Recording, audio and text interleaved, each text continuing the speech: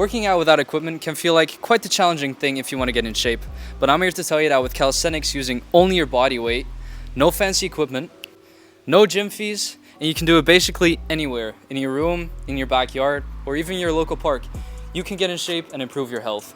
In this video, I'll be going over the routine I follow and plenty of exercises for every single muscle group without any equipment.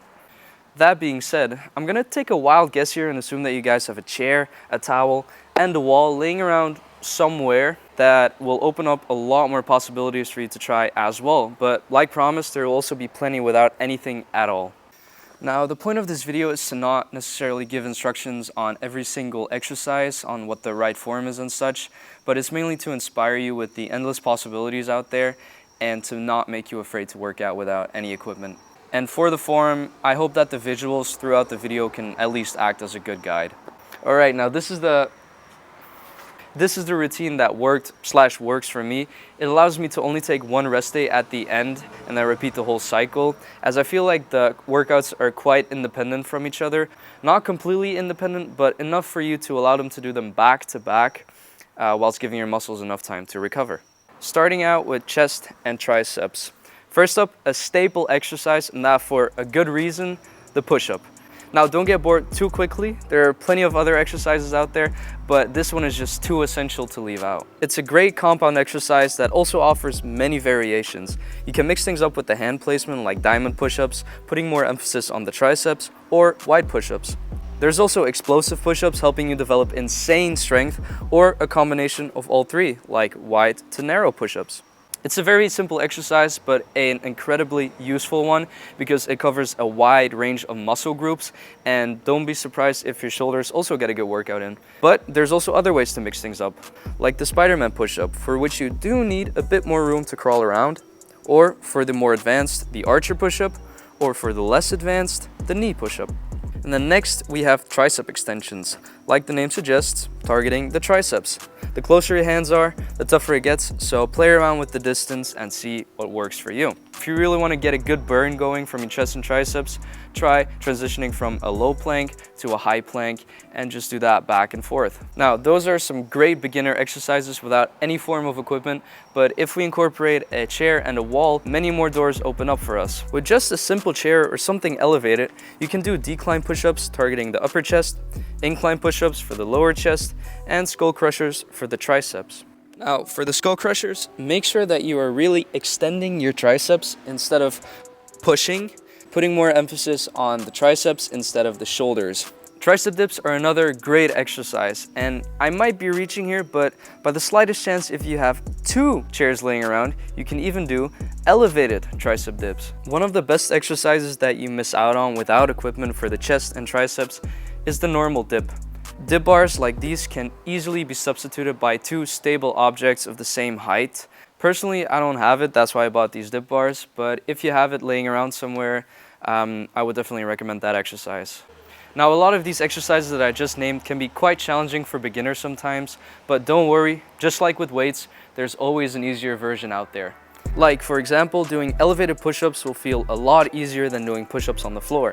Same with knee push-ups. What you can also do is break down more complex, harder movements into simpler components. Like, if a normal push-up is too hard at first, break it down by practicing and mastering the lowering part, also known as the eccentric part, before moving on to the lifting or concentric part. Now, combine these three simplifying methods and you can basically do any exercise that you want. Now, that principle counts for every single exercise and every single muscle group. I'm not going to go over all the harder and easier variations because there are just too many exercises I want to talk about, but just keep that in mind. And I know at first it can be quite hard and confusing on figuring all that stuff out, so if you're stuck, feel free to leave a comment down below and I or someone else will help you. Alright, it is time to move on to the next muscle group, which is core. Now, for this one, there are an insane amount of exercises out there in calisthenics, so I'm just going to talk about the most excruciating, painfully ones. And when I say that, I'm talking about exercises like bicycle crunches, chair crunches, knees to elbow, mountain climbers, V-ups, boat hold, flutter kicks, crucifix, Russian twists, and so many other good ones that I haven't even mentioned, but I think it's safe to say that you will not get bored or get out of inspiration on different core exercises. Now, apart from that, a good goal that I always tell to beginners is to achieve the L-sit. Definitely not a beginner movement. It puts you through a lot of other tests that you first have to pass in order to be able to do one, making L-sit a fun goal to reach, which can act as a good motivator for some people. A quick side note that I want to give with core exercises is that a lot can go wrong form-wise. You might not feel the burn properly, or maybe it just doesn't feel right. That's most likely because you're doing it wrong, or maybe just not long enough. For example, with the bicycle crunches or sit-ups, often people do them really quickly, but instead if you do them slower, you'll have more control and will feel the burn a lot more than if you were to do them with a lot of momentum, not really getting the most out of the exercise. All right, moving on. All right, next up, back and biceps, without these of course. Now, this one is definitely the toughest out of all the muscle groups to do without any equipment, but there are still a couple good ones. All right, I'm gonna be upfront about this. Some, not all, but some of the following exercises are not the greatest. I wouldn't say shit, but also not amazing. I would recommend that later down the line, when you start to consider to invest in some equipment, that a pull-up bar be your first purchase. Right now, worst case scenario, no equipment at all. These are some exercises that you can do. The first one that is actually good, and I still do very often, are Supermans, which is great for the lower back. Keep your neck in a neutral position and engage your glutes, core, and back muscles at the same time, trying to lift your belly button in the air as if you're Superman. Oh, and for the guys out there, yes, it hurts. Another very popular exercise that I also found useful is the towel lat pull down, where you want to really try and squeeze your shoulder blades as much as possible together, bringing the towel towards your chest, lifting your upper body slightly off the ground.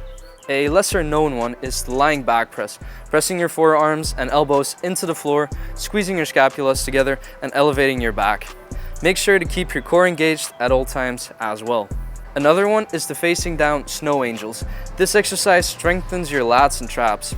You want to have your arms at your sides with the palms facing down, then you want your hands to meet over your head without touching the ground before returning to the initial position. Once again, a table or some chairs opens up some more possibilities like leg lifts for your lower back and inverted rows, which is a great progression to work towards a pull-up, so definitely recommend this one as well, even if you have equipment. Alright, enough about back and biceps though. Moving on to shoulders.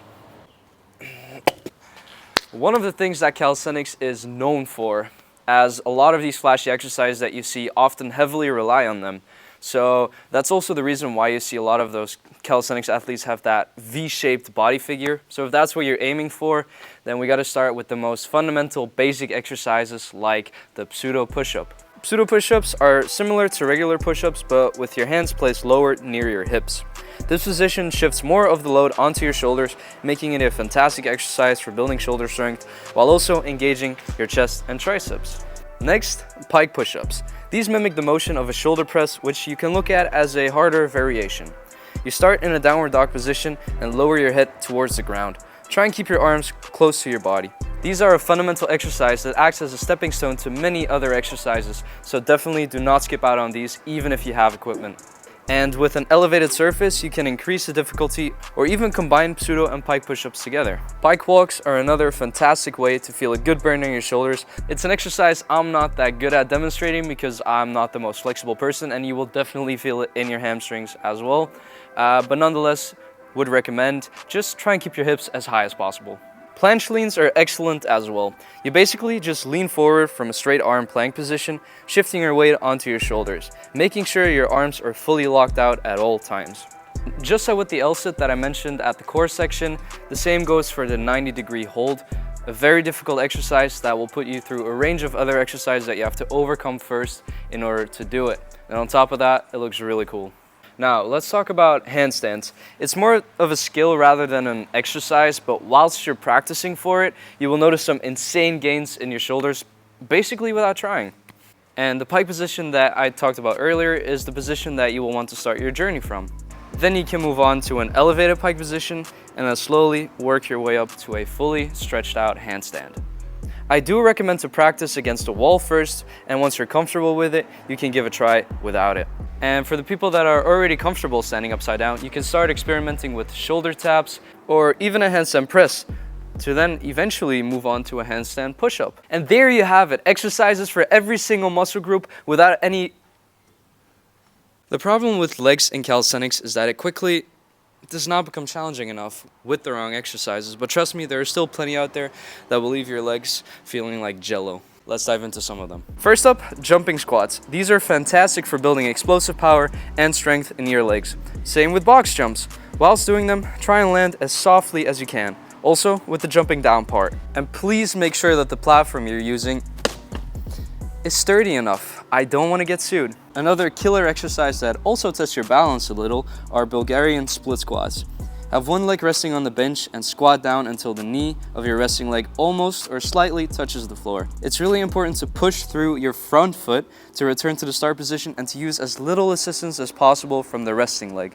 Wall sits is that one exercise that everyone had to do in PE, but there was always that one cheating scum that did not have his or her knees in a 90-degree angle. I'm talking to you, Melvin. But now it's just you against you, so make sure that your form is right. And for an extra challenge, you can rise onto your tippy toes, also engaging your calves more. Hamstring curls can be done on the floor with a towel. Lie on your back, place your feet on the towel, and slide your feet towards your butt, engaging your hamstrings. Now, you do need a slippery surface for that, so in case you don't, grab a chair or an elevated surface and do these.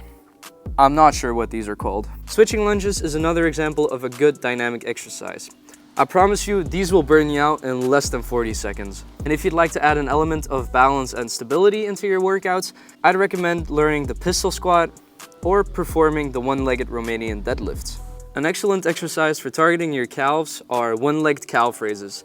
And to increase the intensity, you can place your foot on some kind of an elevated ledge. And that's when it started to rain, but there you have it. That was basically it. A pretty well-rounded routine for you with no equipment at all, with some additional options, of course. Yeah, don't be afraid or discouraged to work out without any equipment. Rather, look at it as an important first milestone into your fitness career. Because it would also just not be wise to invest into expensive equipment without knowing if you actually enjoy it. Just starting to work out, along with some good sleep, nutrition, and consistency, which is the most important thing, of course, you'd be surprised at how far you can already get. That being said, I hope you found this video helpful. If you did, a subscribe would always be appreciated. And if you have any questions, you can leave them down in the comments below. And then I hope to see you guys in the next video. Goodbye.